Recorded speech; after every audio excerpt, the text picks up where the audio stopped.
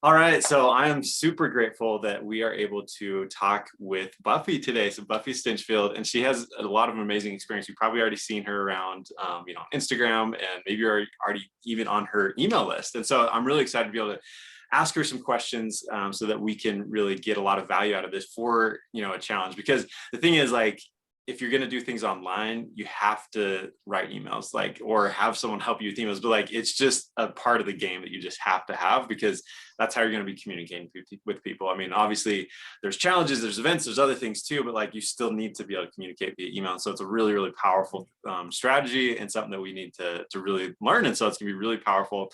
And so first of all, I'm going to ask Buffy a little bit about her, story and her background. But first of all, I just wanted to ask you, Buffy, what got you interested in Harry Potter? I know that you're a huge Harry Potter fan. I am too. So I'm just curious about that. Nerds unite. I started graduate school in 2003, and so the summer before that all started, I wanted to read something fun because I knew I was going to be in for it for about 3.5 years. So I picked up the first Harry Potter book. I'd heard it was cool. And then it was like candy. And I read as many as I could that had been released up till school started. And then I had a blast with the releases and, the movies that came out. And I've secretly schemed and plotted to get my kids to be into it. And yeah, so it's been fun. And I've never been a person that was a fangirl of any big thing. And at some point in the last couple years, at an older age, I just went, you know what? I like Harry Potter. I'm going to do a Harry Potter Christmas tree. So I do fun things like that. And it's just a family thing now. That's Yeah. so cool. I love that. Yeah, I love that. And I'd love in the chat too, everyone just like let us know if you're also a Harry Potter fan, or what's your favorite book. I'd love to hear that too. So it's a lot of fun. And that's a really cool story too about kind of how it came about for you. I think the first time I saw it was I was like in grade school, and I went to the library, and like there's this Harry Potter book. It was kind of like all the rage, and I was like, okay, well, I'll check it out. And so that was one of the few books that I like really look forward to reading, because most of the time in school it's kind of like, yeah, I'll read a book, but I'm more of a math and a science guy. So anyways, but yeah, Yep. that's super fun. So well, thanks for sharing It's that. the So gateway let drug. oh yeah. Yeah, well, let's maybe you could just give a quick introduction, kind of your backstory, and then we'll dive into Mhm. today's topic around emails. Yeah, in terms of business, because this is who we're focusing on Yep. as people doing their PT businesses. I did PT for, gosh, probably 10 years before I went out on my own. I had a 4-month-old surprise third child, and things changed with my employer. I'd been a public PT, and I decided I was not going to come back from maternity leave with no plans.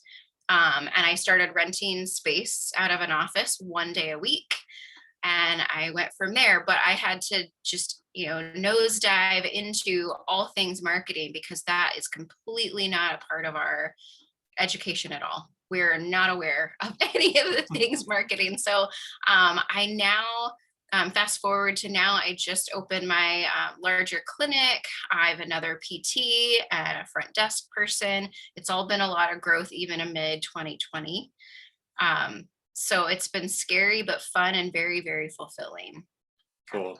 That's really awesome. Yeah. And I'm sure we could have another interview about all of that stuff too. Like it's awesome, all the things that you've been doing, and awesome that you've been able to grow even during 2020, which is super cool. So, all right, well, cool. Let's dive into, today's topic. So first of all, let me just ask, like, why did you feel like, oh yeah, like emails, like the power of consistent emails would be something that's important? Yeah. So maybe you could talk about why you thought about that, and like, Uh, when you first realized that this was an important piece.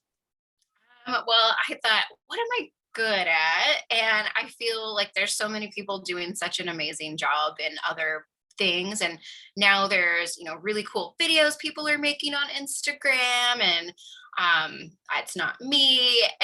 But I will say, in all of the mentoring and classes and podcasts I listened to, Amy Porterfield came up, and I started listening to her, and she started talking about emails. Why the heck are you even going to market, as I'm learning how to market? if you don't capture emails, and then that's actually a commodity, and it's a way to grow your community and your loyalty base. And so at some point a couple of years ago, I made the commitment to myself that as of December, like 2 years ago, I am going to be consistent as heck with emails.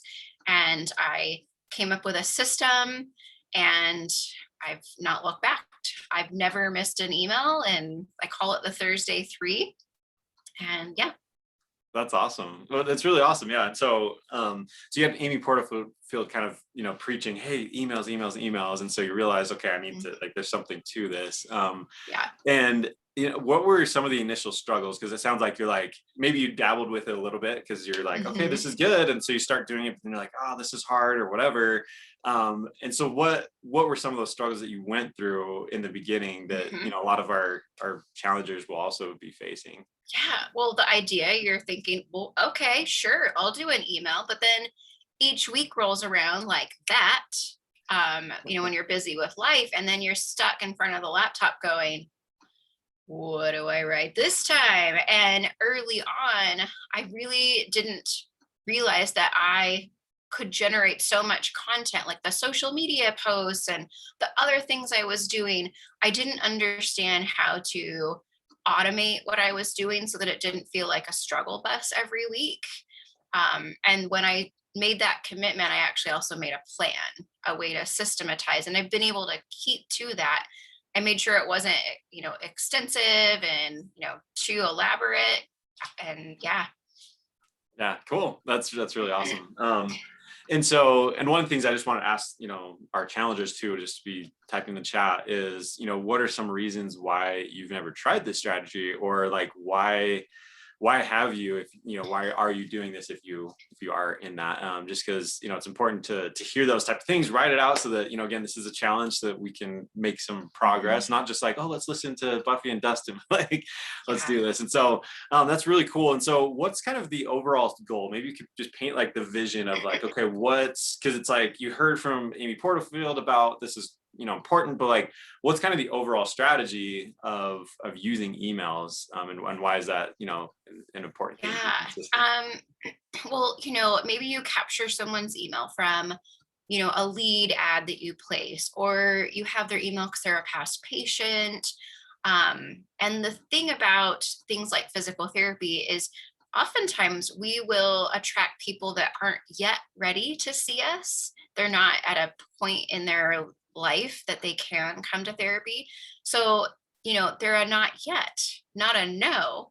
And even with the past patients, they might have a new injury that arises or relapse, but as you've been communicating with them every single week, you have bolstered up the know, like, and trust factor so much that you're the name that comes to them. They go, oh, that's the person. And they look at, what you've created. They can see your body of work. They know that you're the go-to person, instead of, someone with random emails. And I would say, there's a trust that's also built from that consistency. They know you're not going away. They know you're not flaky, if that makes sense. Hmm. Yeah. Okay. So it's a way to build know, like, and trust, and then Hmm. consistently show up so that people see your name and they're listening and Hmm. things like that. Hmm. And and then I was just gonna too ask our challengers, like, what are some of the major benefits that you see? Like, if you're like, okay, that's interesting, that's put that down, so we can hear what you're thinking about. And Hmm. as far as one of the other things I was thinking too is that I think that when you think of like a long-term game rather than just like, oh, right now, like you mentioned, like it's not yet, it's not a no, Hmm. is that it's important to think about like kind of the lifetime value of someone that you have, right? Like it's possible that maybe you have some different services in the future, and maybe they can do that if they're a past patient or whatever, but like it's not just a short-term thing. And so if you continue consistently show up, then it allows you to do that. So I think that's one benefit for Hmm. doing that. And so you mentioned a little bit before that you have like a system for doing this, so why don't you kind of break down what's your system, because I think that would be really powerful. Even as I was preparing for this interview, I'm like, I mean, I do events all the time, but I'm like, I don't know that I have a great, system. But like, even as I started thinking through it, I was like, oh, well, I could probably do this and this and this. That would actually make it a lot easier for me to do it. And then it'd be better for my Mhm. audience too. But yeah, I'd love to hear what's your Yeah, system just behind doing it. streamline, I think, is the goal. Well, first, I would say I started with using an email service called MailChimp. Hmm. And I really struggled with that one because it wasn't intuitive to me.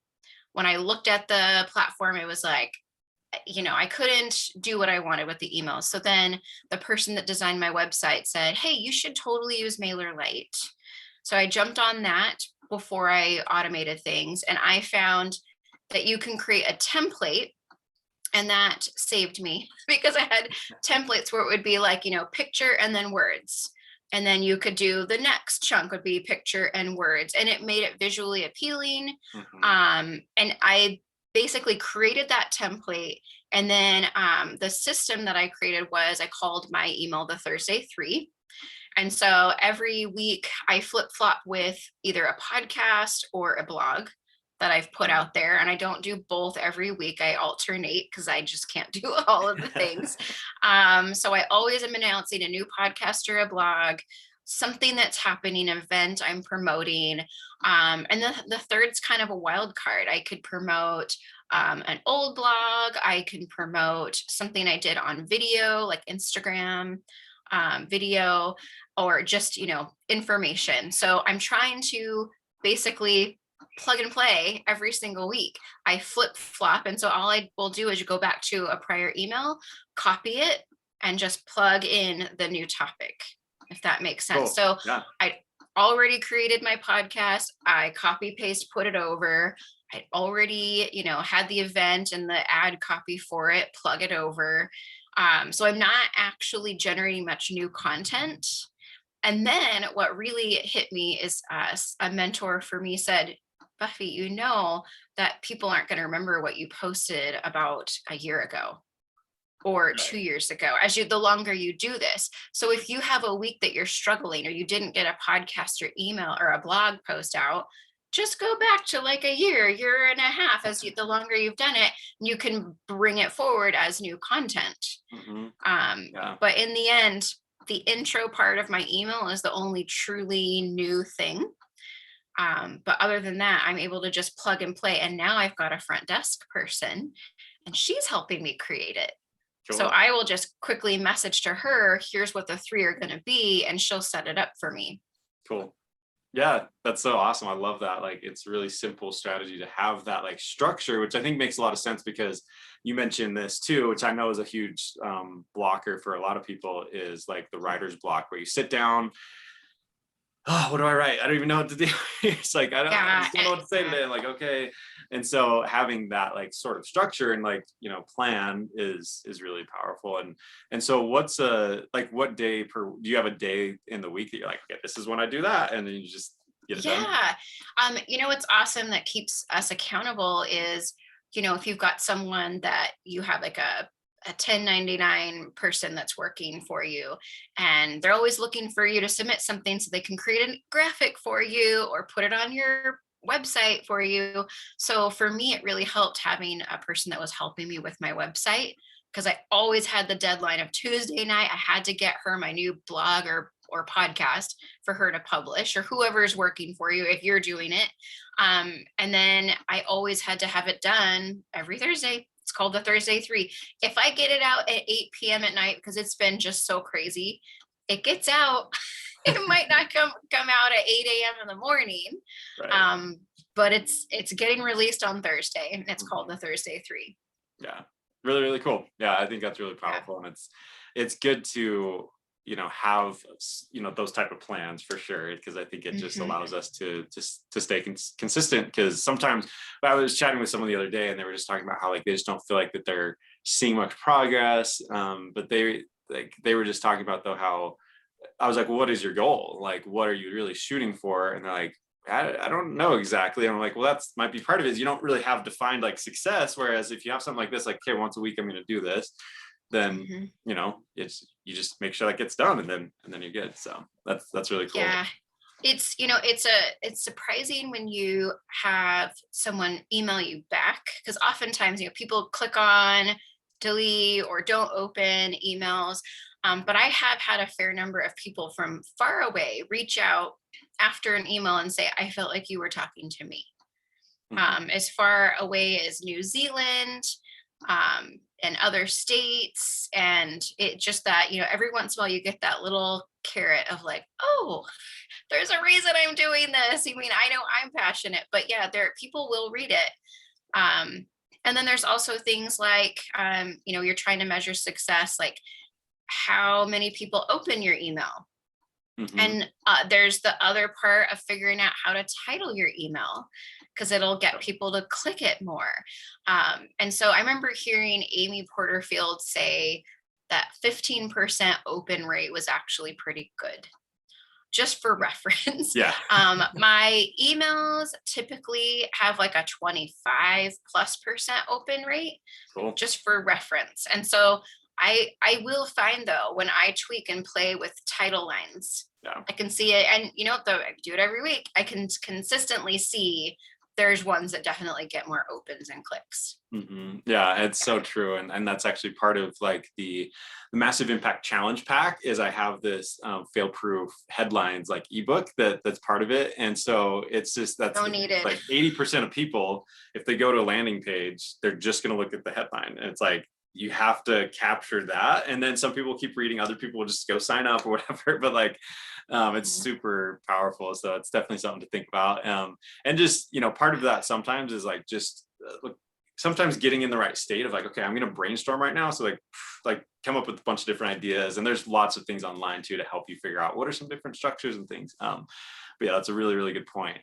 That's kind of your your way into the email is like it's got to be something that they want to click on and read. So Mhm. so how do you think this has, changed your, well, I guess before I do that, like, let me Mhm. know in the chats. I just want to hear what what you've heard about as far as headlines, or like if you've ever struggled with that type of thing, because it's definitely a really powerful thing. But I'd love to just hear like, oh yeah, it's been super easy for me, or whatever, just so we can kind of, hear about that from you. So I'd love to just ask you, like, how do you feel like this has changed your business?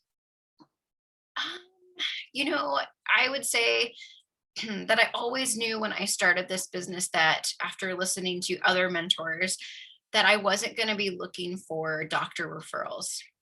I always knew I'd be marketing to my community. Yeah. And I also learned that, the long game is the bigger strategy. There will be short-term marketing things that we do, but the long game is the most important and you want to be consistent as heck with it. So Yeah. I get patients from all over. I can't point to one referral source. People refer friends. People come in from Google, and so as we get that wide net that we've cast from people from all over, you want to be just super consistent. And so I feel like I do get people that come in from the email. And it's just strengthened my brand. Mm-hmm. Yeah. Yeah, and I think that's a really good point, because like sometimes I see people like just chasing all of the hacks. It's like, oh well, hey, if SEO, like if you do this certain thing, then like you'll get a bunch of people to your website, and then like on Facebook, what's the algorithm now? You do this and that, and then but it's like it's not necessarily bad to like look at some of those, but it's just if you're always chasing that, then sometimes you're gonna miss out because you're not like focusing on the big picture thing. And just like you talked about, like as your email list grows over time, like you'll have just like that's a huge asset that a lot of people don't realize, because if for whatever reason your Facebook account gets deleted, or things just change with the kind of some of the sources you're relying on right now you have this audience that you can talk to, and so even if you need to pivot, maybe you need to shift gears or whatever, but it's like that's a really important asset to continue to use. So that's cool to hear about. And I want to ask all of our challengers too, like, how do you feel like email has either changed your business, or how do you feel like it should be changing your business, or what's kind of that vision that you see for yourself? Because it's important to think about how you might be able to do that. And that's actually something too, just really quickly too, that as I was preparing to help, physical therapists and things, I did some reading and found some other, influencers and people that are helping. And I read about like just a very simple strategy with email too, is that, if you're, maybe you're marketing to, whether it's a, telehealth thing or it's something locally, that you can send out a simple email. Hey, I'm looking for 10 people to help with this, specific problem. And pretty, depending on your list size, you might be able to get those 10 to come in pretty quickly. And so it's just again, a really powerful resource that everyone should definitely be utilizing. And so so now we've talked about kind of the overall strategy and like your system, which I think is really cool. So I appreciate you sharing that. What do you think is the best first steps for someone to get started with this? With email, Yeah. well, find a platform that doesn't make you go crazy would be the first one. A platform that you feel like you could jump on and do and not feel, frustrated and flustered because you're going to be on it every week. Yeah. That would be the first step. Maybe if, a couple of friends are like, oh, we all use this. And that's what I'd heard about MailChimp. But then I got on it and felt completely stupid with using it, and it just didn't work for me. And then the second one is make a commitment, but whatever you do, make sure you could fulfill on it with a busy week, a vacation. Don't make it extravagant. Make it simple. Yeah, you could even start once a month, right? Yeah, like whatever goal, just commit to it, and don't look back. Yeah. Because, and that's, when someone's new to marketing, like you said, you are at the beginning chasing squirrels and, or there's this thing and this strategy and that hack and that thing. But when it comes to email, it's the one thing that you do that it should be so consistent. Yeah. And you just don't let people down. And there will be people looking for your email. They'll get used to seeing it.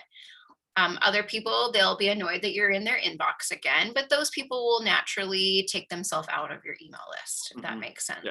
Yeah. And I'd also say, don't worry about the numbers of who's on your email list right now. And the people that need to hear your message, they're going to be on it. And it's really not about massive numbers, because if it's massive numbers of people that could care less about what you have to say, then it's not really a powerful email list.